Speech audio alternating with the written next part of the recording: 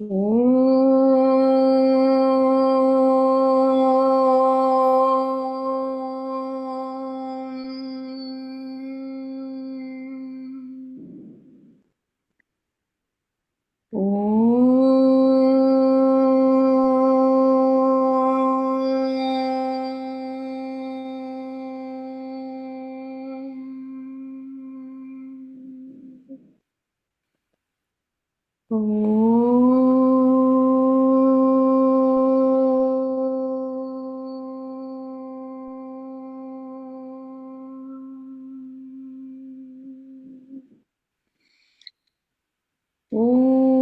सहनाववतु सहनौ भुनक्तु सह वीर्यं करवावहै तेजस्विनावधीतमस्तु मा विद्विषावहै। ॐ शान्ति शान्ति शान्तिः। गुरुर्ब्रह्मा गुरुर्विष्णु गुरुर्देवो महेश्वरः गुरुः साक्षात् परब्रह्म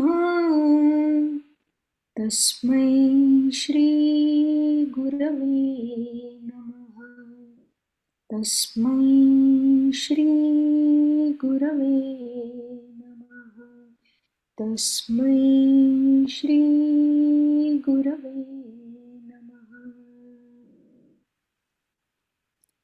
अलंकापुरी पुण्यभूमी पवित्र तिथे नांदतो ज्ञानराजा सुपात्र तया ठविता महापुण्यराशी नमस्कार माझा सद्गुरु ज्ञानेश्वरासी।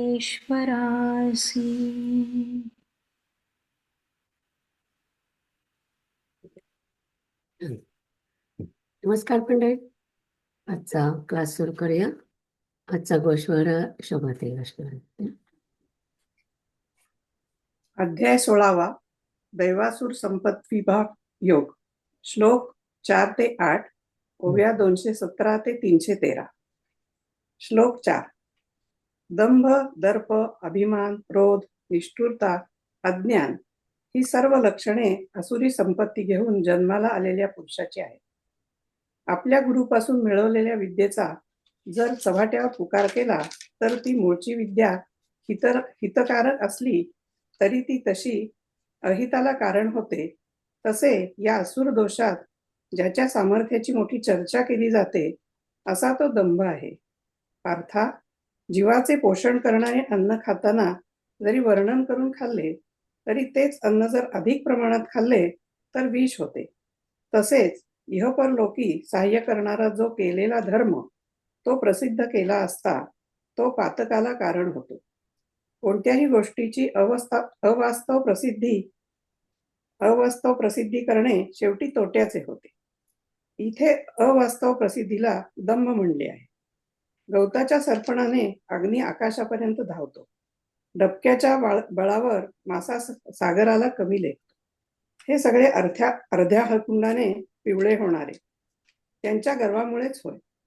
मृगजळ पाहून मूर्ख माणूस जसे नेहमी पाणी देणारे तळे फोडून टाकतो असे हातचे सोडून पळत्याच्या पाठीमागे लागण्यास त्याच्या मूर्खपणाबरोबरच त्याचा गर्व कारणीभूत होतो.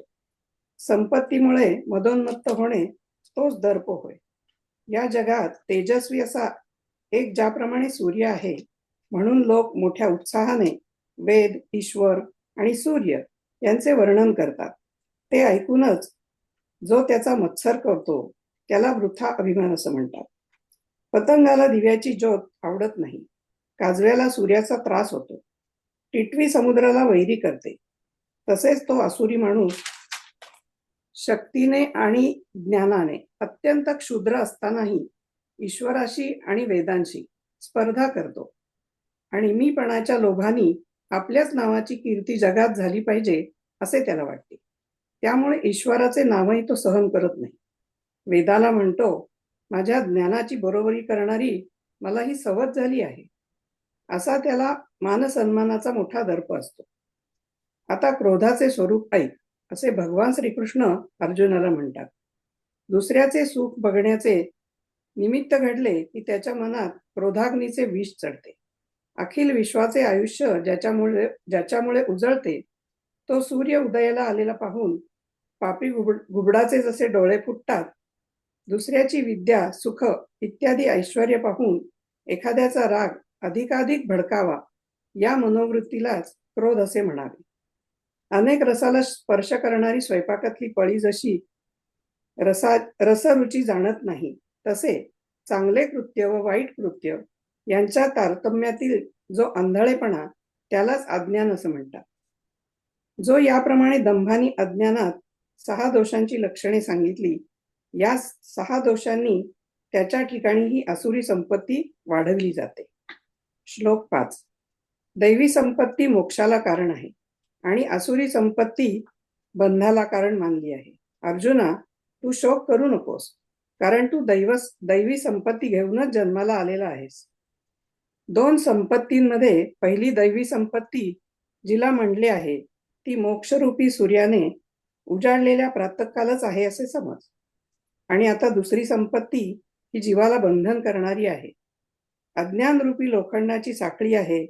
हे असुरी संपत्तीचे वर्णन ऐकून मनात घाबरशील. पण हे पांडवा, ही असुरी संपत्ती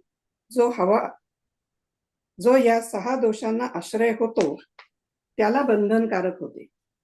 अर्जुना, तू तर सांगितलेल्या दैवी गुणांचा ठेवाच घेऊन जन्माला आलेला आहेस.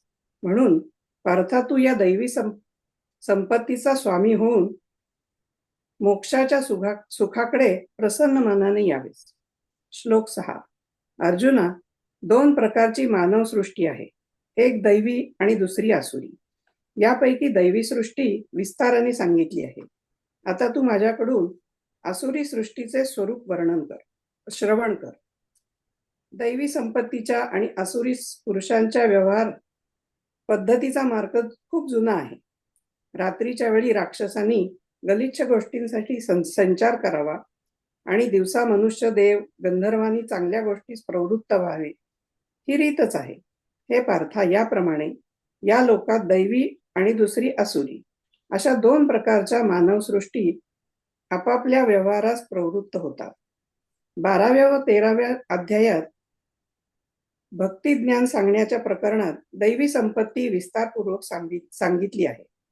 आता आसुरी संपत्तीचे जे लोक आहेत, त्यांची गोष्ट विस्तार करून सांगतो, ती तू लक्षपूर्वक ऐक.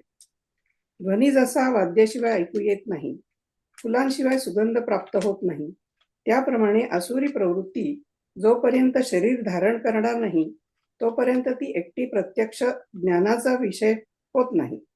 जसा लाकडात अग्नी प्रकट झाला म्हणजे तो प्राप्त होतो, त्याप्रमाणे देहात ही असुरी प्रवृत्ती प्रकट झाली तरच अनुभवाला येते. आता अर्जुना, या असुरी दोष मंडळीने ज्यांना झपाटले आहे, त्या प्राण्यांचे लक्षण तुला सांगतो, ऐक. श्लोक 7. असुरी संपत्तीमान लोक कर्तव्याविषयी प्रवृत्ती आणि अकर्तव्याविषयी निवृत्ती यांना जाणत नाही.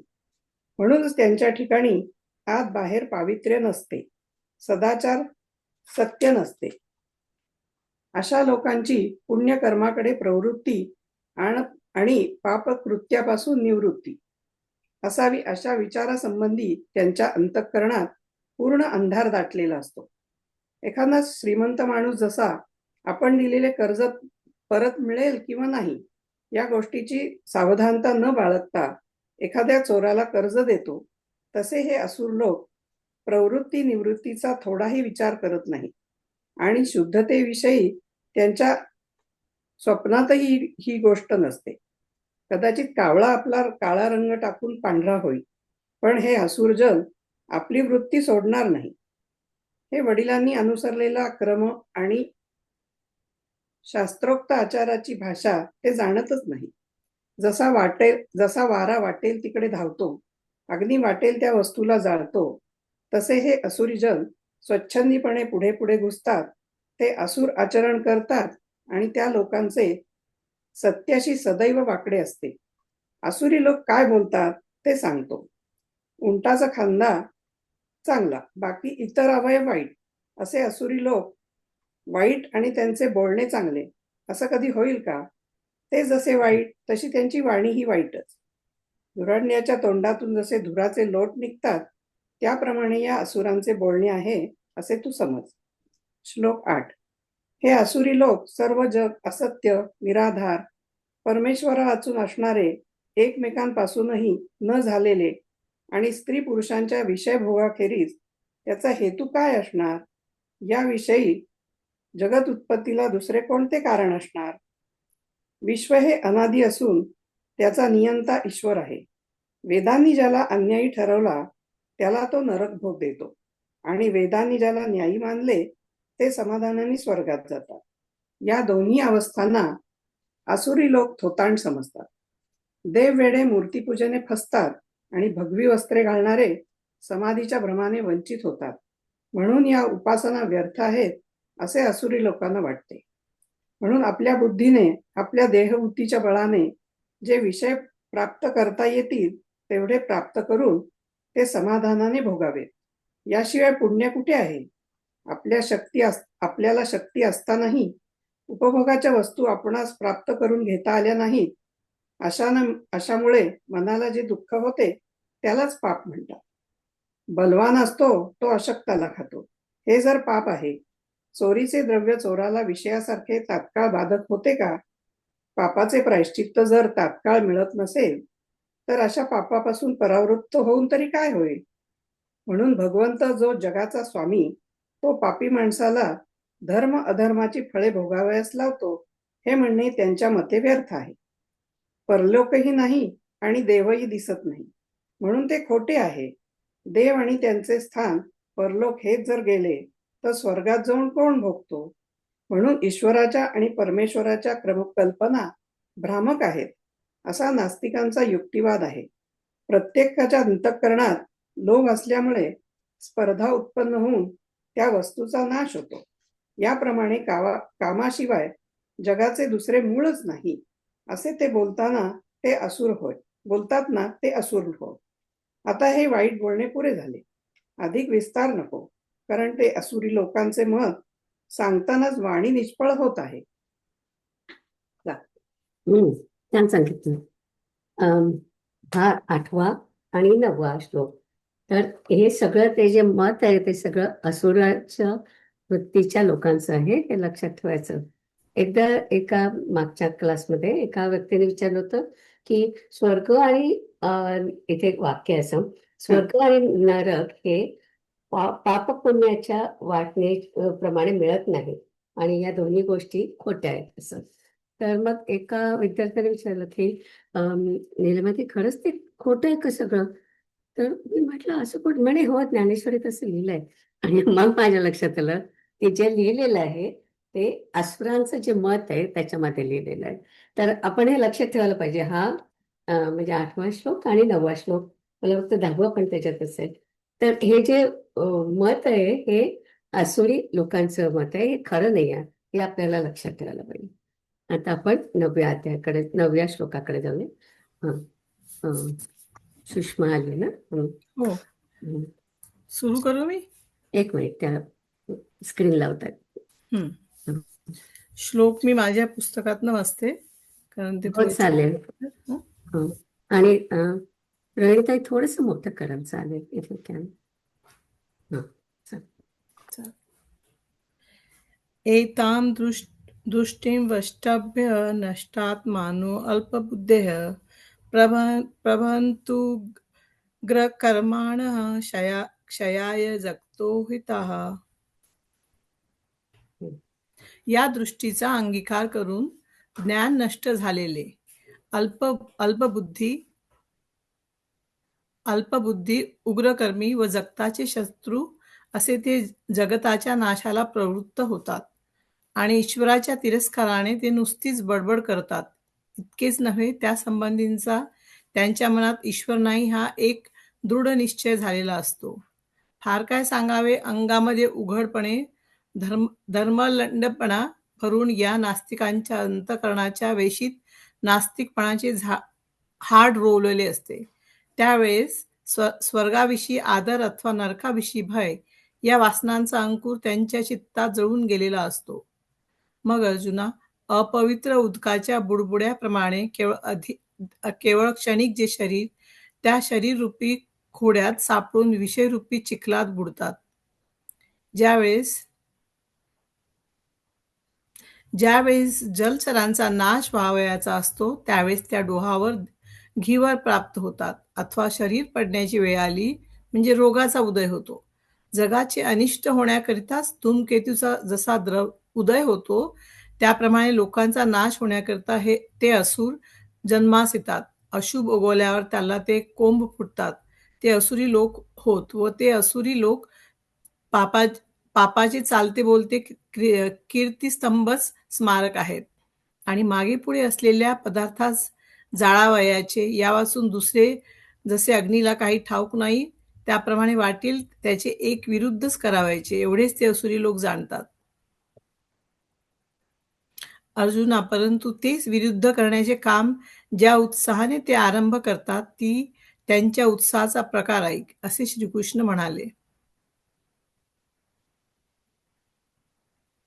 आणि ईश्वराची आखंती नुसधी याची करीती चांथी, हेही नाही चित्ती निश्चयो एकू, किंबहुना उघड अंगी भरुनिया पाखांड, नास्तिकपणाचे हाड रोविले जीवी, तेवेळी स्वर्गालागी आदरू का नरकाचा उडदरू, या वासनांचा अंकरू जळोनी गेला. मग केवळ देह खोडा अमेध्योदकाचा बुडबुडा, विषय पंखी सुहाडा बुडाले गा, जय आटावे होती जळजळ, तय डोही मेथी ढिवर, का पडावे होय शरीर, तय रोगा उदयो, उद्दयजने केतूचे जैसे, विश्वानिष्ठाची दोषे, जन्मती ते तैसे लोका आटू, विरुडलिया अशुभ फुटती ते कोंभ, पापाचे कीर्तिस्तंभ चालते ते, आणि मार्गा पुढा जाळणे, वांचुणी आगी काही नेणे, तैसे विरुची एक करणे, भलते या परितेची गा करणे, आदरिती संभ्रमे जेणे, तो ऐक पार्था म्हणे श्रीनिवासू. काममाश्रित्य दुष्पुरम दंभ मानव मदान्वितः, मोहात गृहीत्वा सद्ग्रहान प्रवरन्ते शुचिव्रतः. दुर्बल अशा कामाचा आश्रय करून दांभिकपणा, मान व गर्व यांनीच युक्त होऊन मोहाने दुराग्रह धरून ते पापचरण करण्यास प्रवृत्त होतात.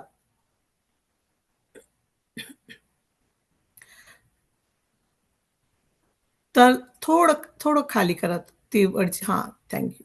तर जसे मासे चरण्याचे जाळे पाण्याने भरत नाही, अग्नीला लाकडे कधी पुरेली होत नाहीत, अशा कधीही तृप्त होणाऱ्या वस्तूमध्ये जो पहिल्या प्रतीचा हपापलेला आहे, असा जो काम अर्जुना, त्या कामाचा जीवाभावाने आश्रय करून दंभ व मान यांचा समुदाय जमवितात.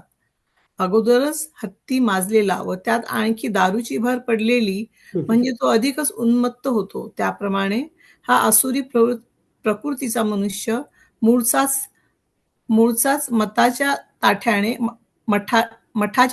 भरलेला मदाच्या ताठ्याने भरलेला असून त्यात आणखी म्हातारपण शरीरावर येऊ लागले म्हणजे तो अधिकच ताठून जातो. आणि हट्टाला जागा तोच, त्याशिवाय मूर्खपणाचा सहाय्य करणारा असे असल्यावर मग त्याच्या निश्चयाची स्थिरता काय वर्णन करावी. ज्याच्या योगाने दुसऱ्याला पीडा होईल, परक्या जीवाचा नाश होईल, अशा कर्मात ते असुर जन्मभर एक पक्के वतनदार होऊन राहतात. मग आपण केलेल्या गोष्टींचा मोठा गाजावाजा करतात. सर्व ज्याला तुच्छ मानतात,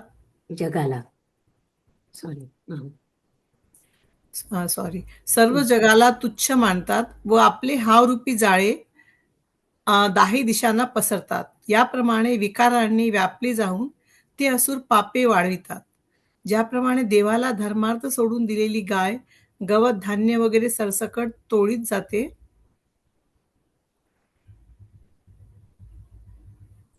अरे असं काय अर्थच शक्य बाळ. तरी जाळ पाणी न भरे, आगी इंधन पुरे. तया धुर्मरांची ये श्रुरे, भुकाळू जो. तया कामाचा ओलावा, जीवी धरुनी पांडवा. दंभमानाचा मेळावा, मिळवती. मातलिया कुंजरा, आगळी झाली मदिरा. तैसा मदाचा ताठा तव जरा. चढता चढता अंगी आणि आग्रहा तोची ठावो. वरी मोढ्या ऐसा सावावो. मग काय वानू निभावो निश्चयाचा. जिही परोपतापू धडे, परावा जीव रगडे. तिही कर्मी होऊनी गाडे जन्मवृत्ती. मग आपुली केले फोकारिती, आणि जगाते धिक्कारिती. दाही दिशी पसरिती स्पृहा जाळ. ऐसे निगा आटोपे, थोरिये आणती पापे. धर्मधेनू खुरपे, सुटले जैसे.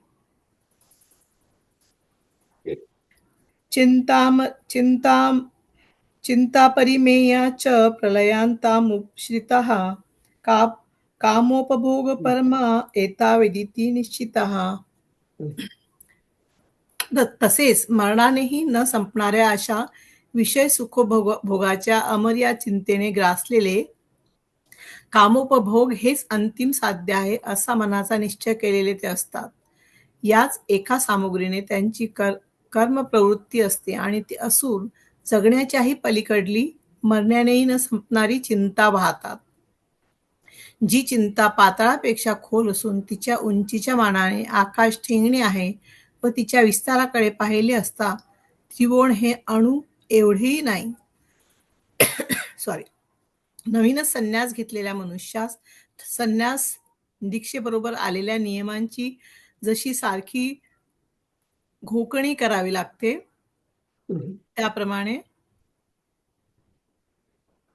त्याप्रमाणे त्याच्या अंतःकरणात अमर्याद चालणारी विवंचना असते. अथवा पतिव्रता स्त्री पती मेला तरी त्याचा त्याग करण्याच्या विचारही मनात शिवू न देता त्याबरोबर सती जाते, तशी अखेरपर्यंत न सोडणारी चिंता त्याच्या ठिकाणी असते. असार जे विषयाधिक त्याविषयी इच्छा मनात ठेवून ते निरंतर अमर्याद अशी चिंता वाढवितात. स्त्रियांनी गायलेले ऐकावे, स्त्रीचे रूप डोळ्यांनी पाहावे व सर्वेंद्रियांना स्त्रीलाच आलिंगन द्यावे. ज्या सुखावरून अमृत ओवाळून टाकावे असे सुख स्त्रीशिवाय इतर ठिकाणी नाहीच असा त्यांच्या चित्ताने निश्चय केलेला असतो.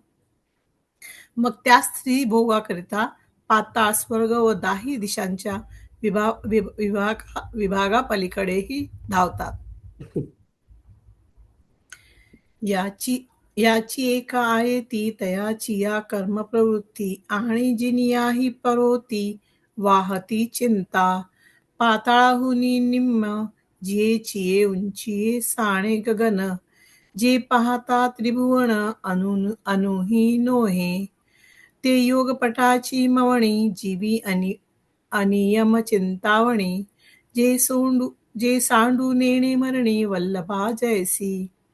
तैसी चिंता पार वाढविती निरंतर. जीवी सुनी असार विषयाधिक.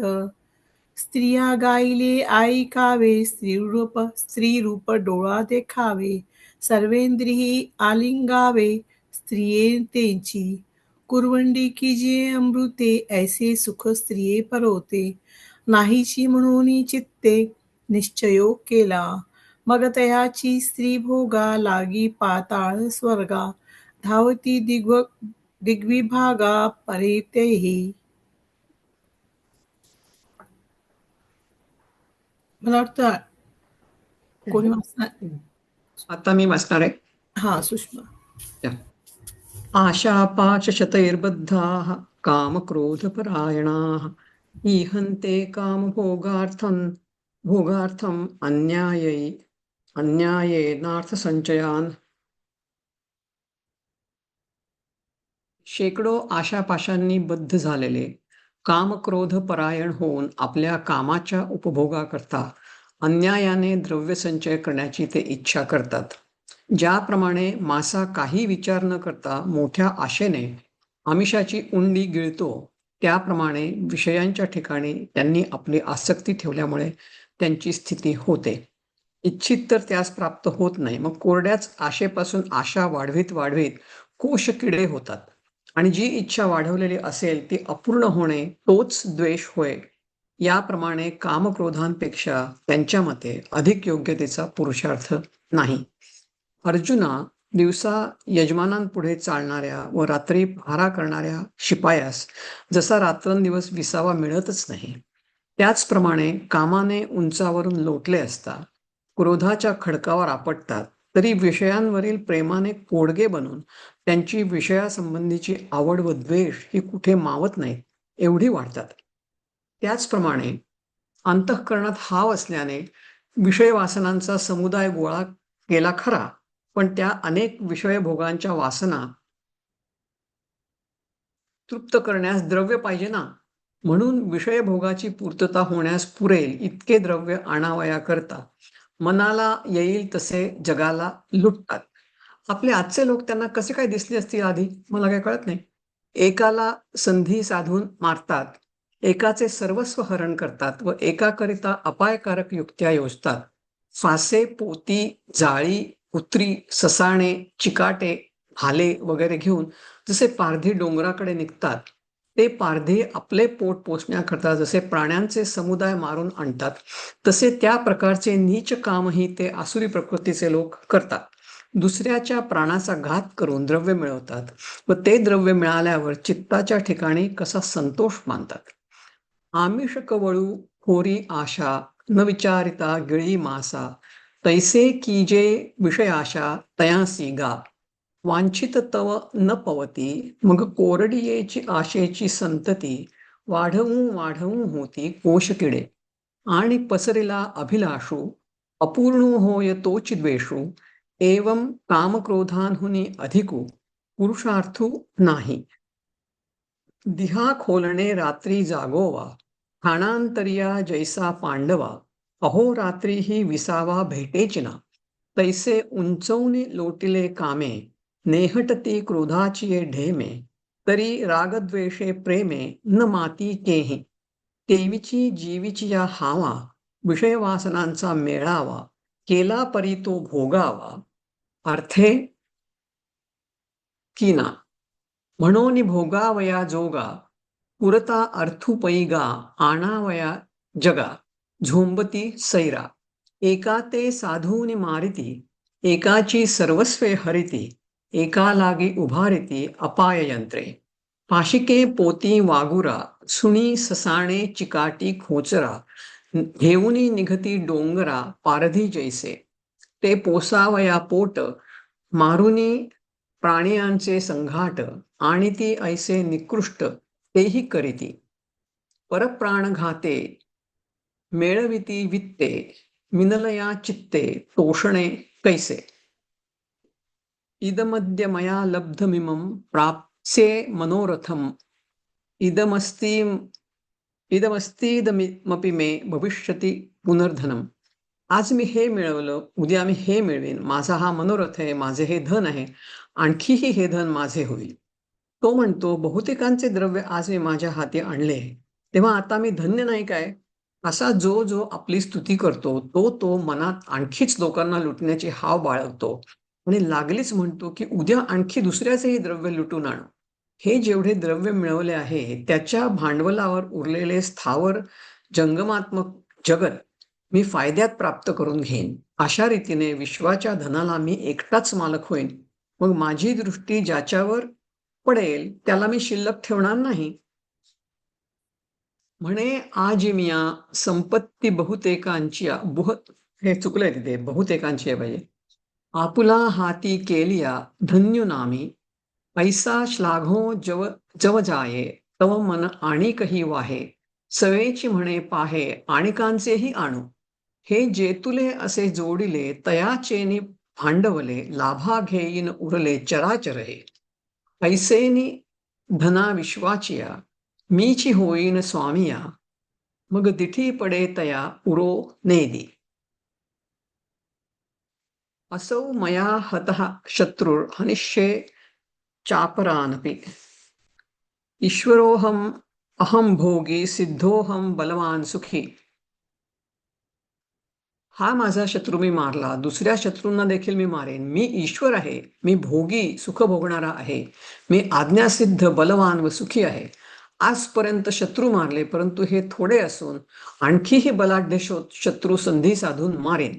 मग मीच एकटा महत्वाने नांदेन. जे माझे दास होतील त्याशिवाय इतरांना मी मारेन. फार काय सांगावे, चराचरात ईश्वर जो आहे तो मी आहे. मी भोगरूपी भूमीचा राजा, सर्व भोगांचा मालक असल्या कारणाने आज सर्व सुखाला मी स्थान आहे. म्हणून माझ्याशी तुलना करून पाहिले असता इंद्र देखील तुच्छ आहे. मी मनाने वाचेने अगर देहाने करीन ते कसे होणार नाही. ज्याची आज्ञा सिद्धवत आहे असा माझ्याशिवाय दुसरा कुठे आहे. बिनजोड जो मी त्या मला जोपर्यंत पाहिले नाही तोपर्यंत काळ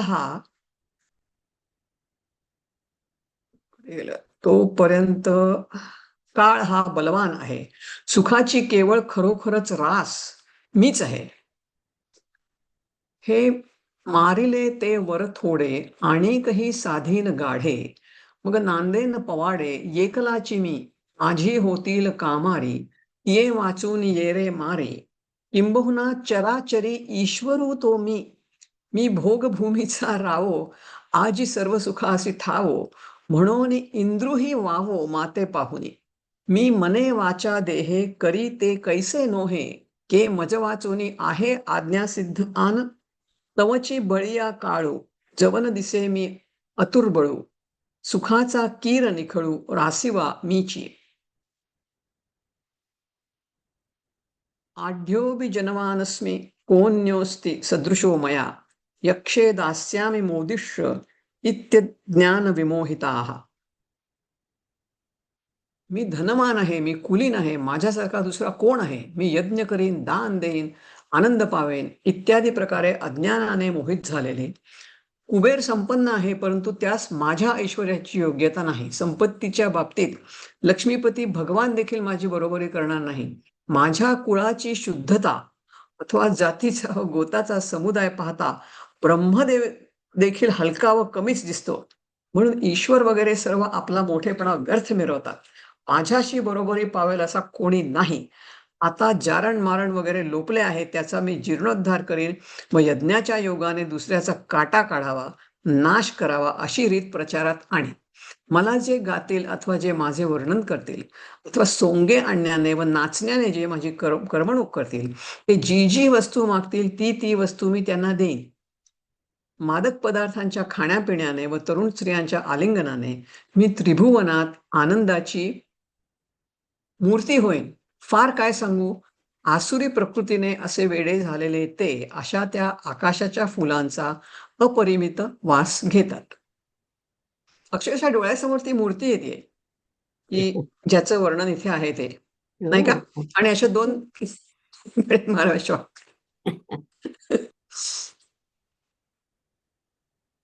कुबेरू आथिला होये परी तो नेणे माझी सोये. संपत्ती मजसम नव्हे श्रीनाथाही. माझी या कुळाचा उजाळू का जाती गोतांचा मेळू. पाहता ब्रह्माही हळू उणाची दिसे. म्हणून मिरविती नावे वाया ईश्वरादी आघवे. नाही मजसी सरी पावे ऐसे कोणी. आता लोपला अभिचारू त्याचा करीन मी जीर्णोद्धारू. प्रतिष्ठीन परमारू यागवरी. माते गाती वानिती नटनाचे रिझविती. तया देईन मागती ते वस्तू. माझिरा अन्नपानी प्रमदांचा आलिंगणी. मी होईन त्रिभुवनी आनंदाकारू. काय बहु सांगो ऐसे ते आसुरी प्रकृती पिसे. तुरंबिती असोसे गगन ओळे तिये. त्यांच्यासारखं एक असुरी वाचतोय तसं तू वाचलीस एकदम. मी आता आहे. छान वाचलं. ओके, मी वाचू आता. हो, वाच.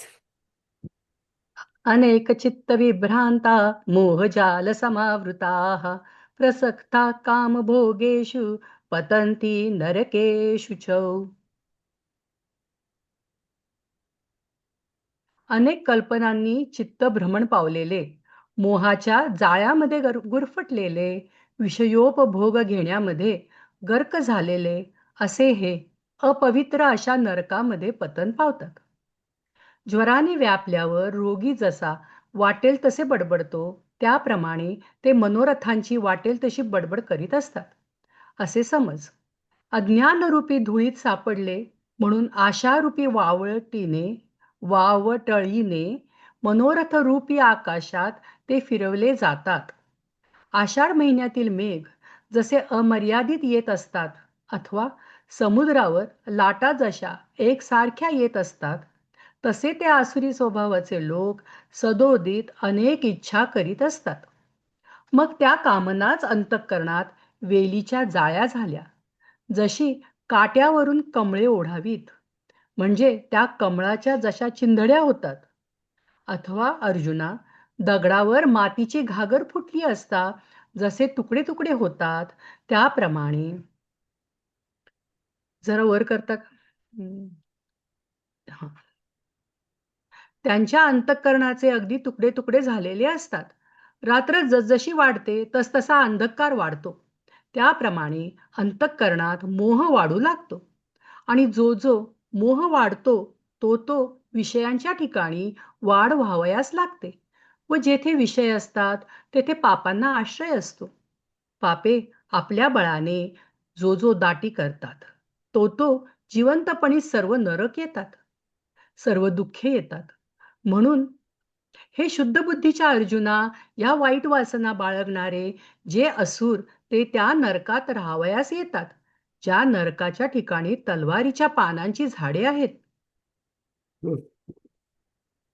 खैराच्या निखाऱ्याचे डोंगर आहेत व तापलेल्या तेलाचे समुद्र उसळत आहेत, ज्या ठिकाणी यातनांची पंक्तीची पंगत ही यमाची जाचणी नित्यशः नवी नवीच होत असते, अशा त्या भयंकर नरक लोकात ते आसुरी स्वभावाचे लोक पडतात.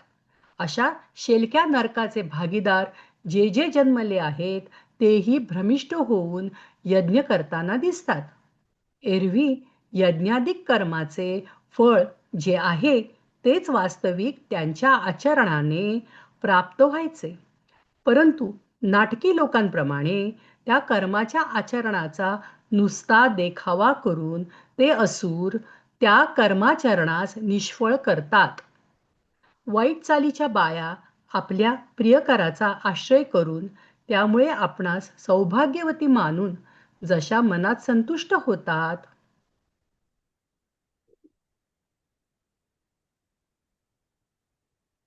ज्वराचे आटोपे, रोगी भलतैसे जल्पे, चावळती संकल्पे जाणते तैसे, अज्ञानातले धुळी म्हणून आशा वाहटुळी, भोवंडी जती अंतराळी मनोरथांचा, अनियम आषाढ मेघ का समुद्रोर्मी अभंग, तैसे कामिती अनेक अखंड काम, मग पै कामनाची तया जीवी झाल्या वेलरिया, ओरपिली काटिया कमळे जैसी, का पाषाणाची माथा हांडी फुटली पार्था, जीवी तैसे सर्वथा कुटके झाले, तेव्हा चढतीये रजनी तमाची होय पुरवणी, तैसा मोह अंतःकरणी वाढोची लागे, आणि वाढे जव जव मोहे तव तव विषयी राहो, विषय तेथ ठावो पातकासी, पापे आपले निथावे जव करीती मेळावे, तव चितांची आघवे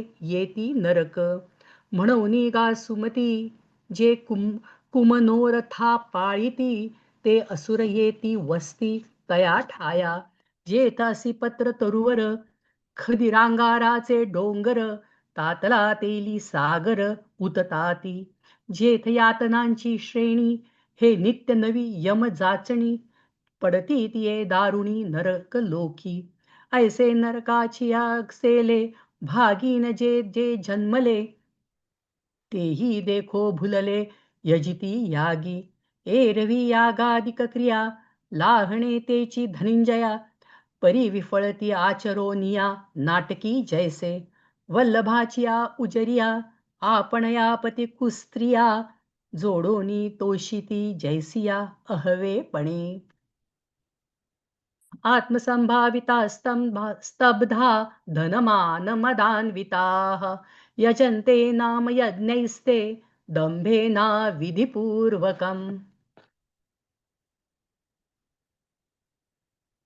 अहमन्य नम्रताहीन धन मान व गर्व यांनी युक्त असे हे दांभिकपणाने अविधीपूर्वक केवळ नावाचे यज्ञ करतात.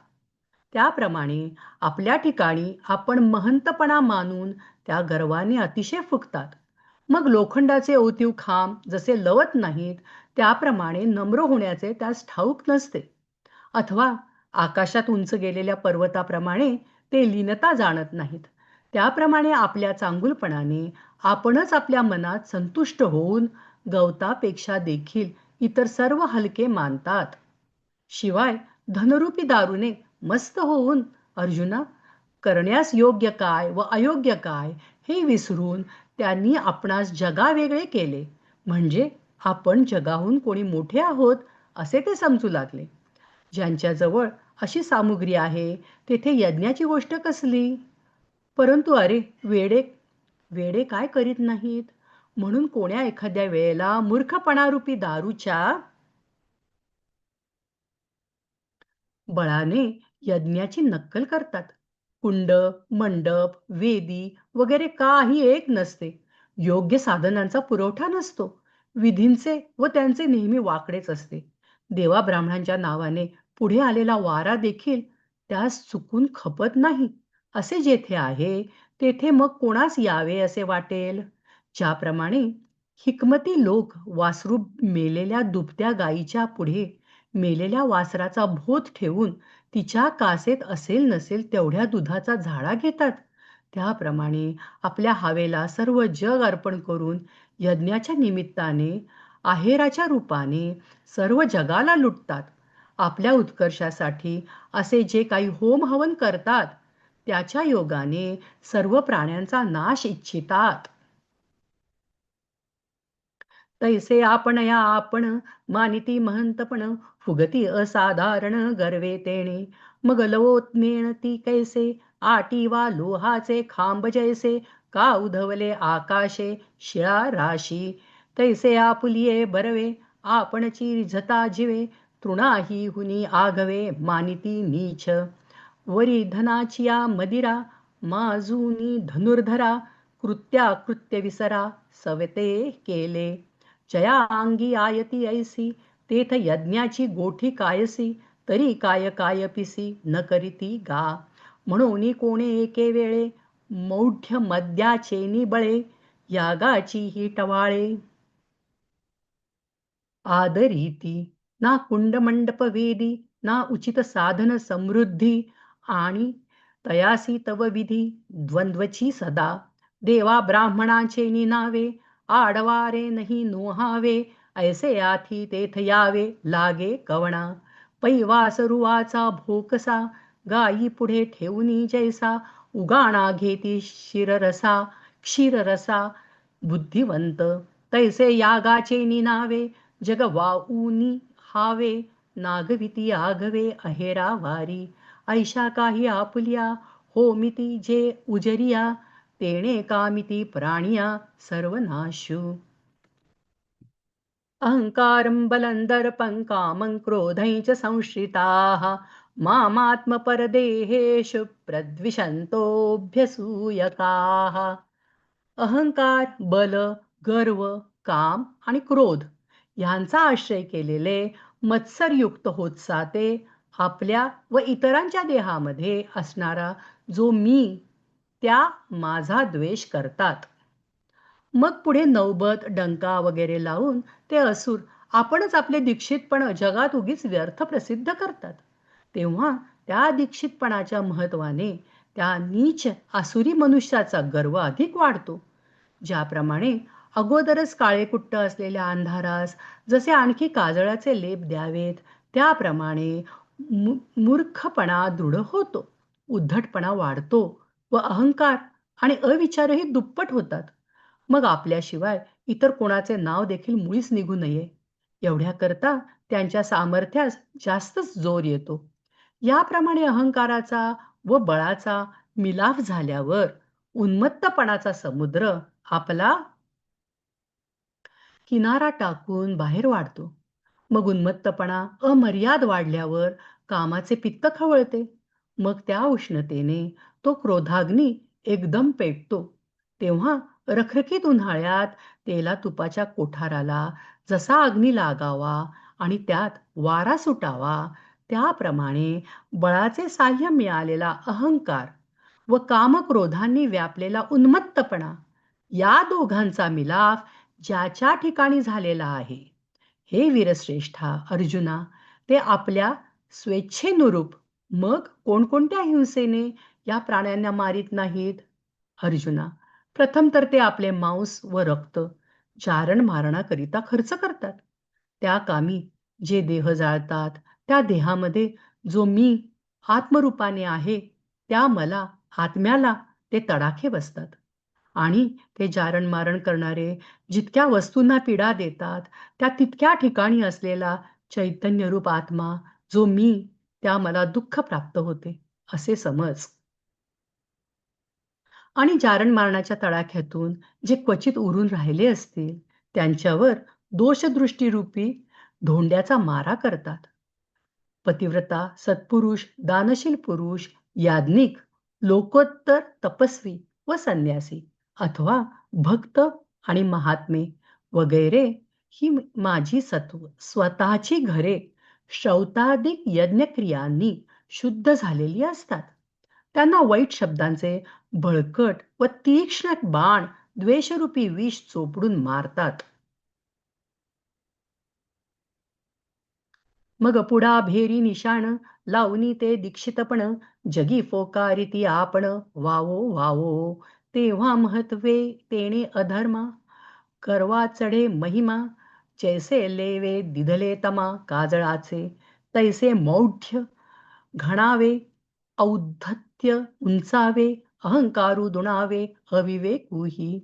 मग दुजयाची भाष नुरवा वया निशेष, बळीयेपणा अधिक होय बळ, ऐसा अहंकार बळा, जालिया एकवळा, दर्पसागरू वेळा सांडूनी उते.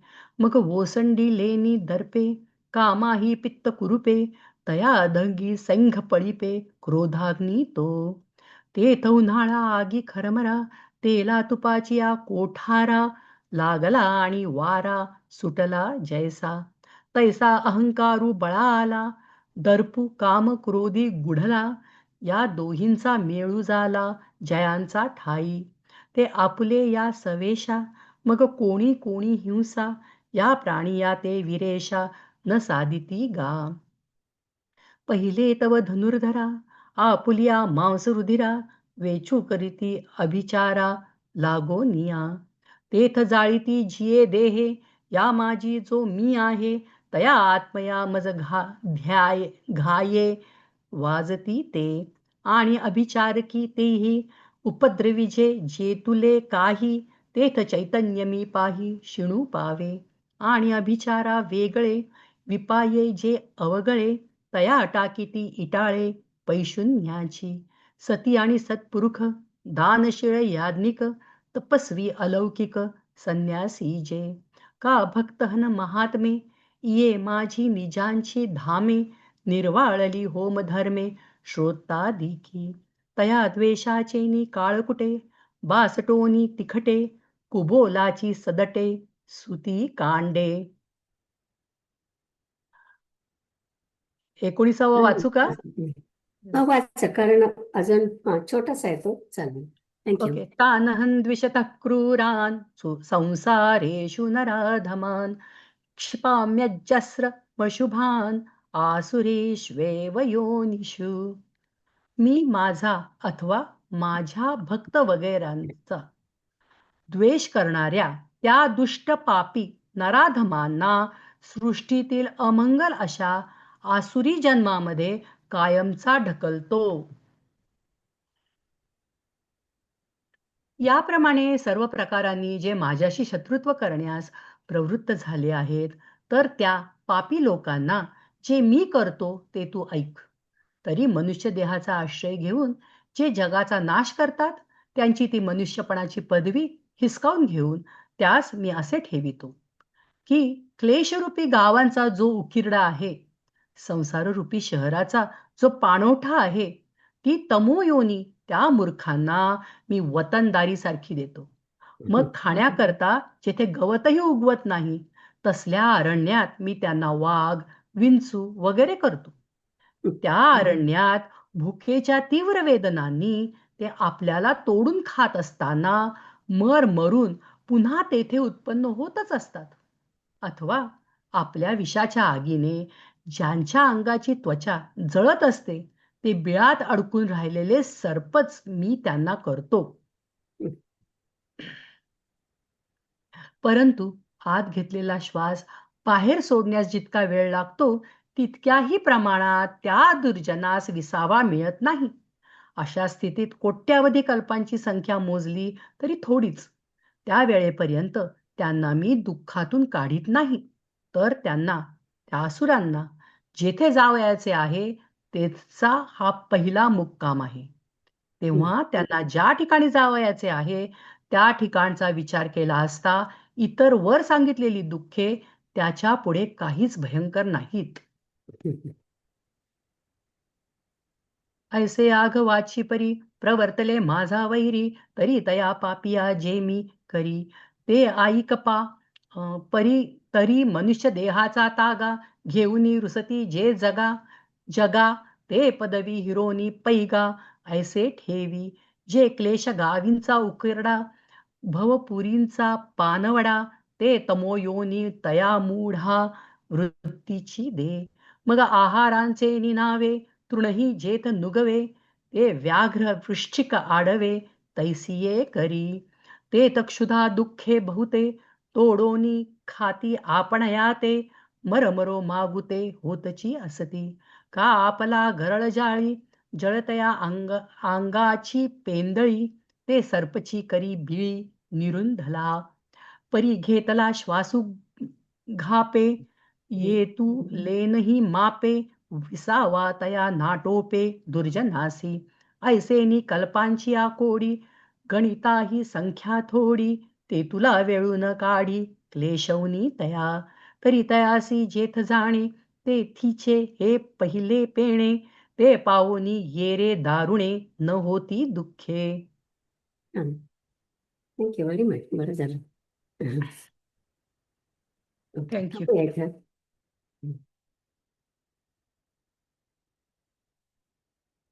क्षमाताई, तुम्ही पण छान वाचता. थांबूया इथे.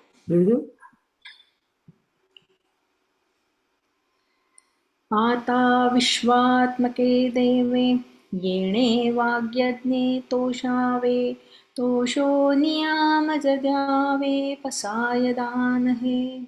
जे खळांची व्यंकटी सांडो, तया सत्कर्मी रती वाढो, भोवता परस्परे पडो मैत्र जीवांचे. दुरितांचे तिमिर जावो, विश्वस्वधर्म सूर्ये पाहो, जो जे वांछील तो ते लाहो प्राणिजात. वर्षत सकळ मंगळी ईश्वर निष्ठांची मांदियाळी, अनवरत भूमंडळी भेटतू भूता. चला कल्पतरूंचे आरव, चेतना चिंतामणीचे गाव, बोलते जे अर्णव पियुषांचे. चंद्रमे जे अलांछन, मार्तंड जे तापहीन, ते सर्वाही सदा सज्जन सोय रे होतू. किंबहुना सर्वसुखी पूर्ण हो नीतिही लोकी, भजिदो आदिपुरुषी अखंडितम. आणि ग्रंथोपजीविये विशेषी लोकीये, दृष्टादृष्ट विजये होवावीची. येथ म्हणे श्री विश्वेश्वरा हो, हा होईल दान पसाओ. येणे वरे ज्ञानदेवो सुखिया झाला, सुखिया झाला, सुखिया झाला. ओम पूर्णमद पूर्णमिदं पूर्णात् पूर्णमुदच्यते पूर्णस्य पूर्णमादाय पूर्णमेवावशिष्यते. ओम शांति शांति शांति.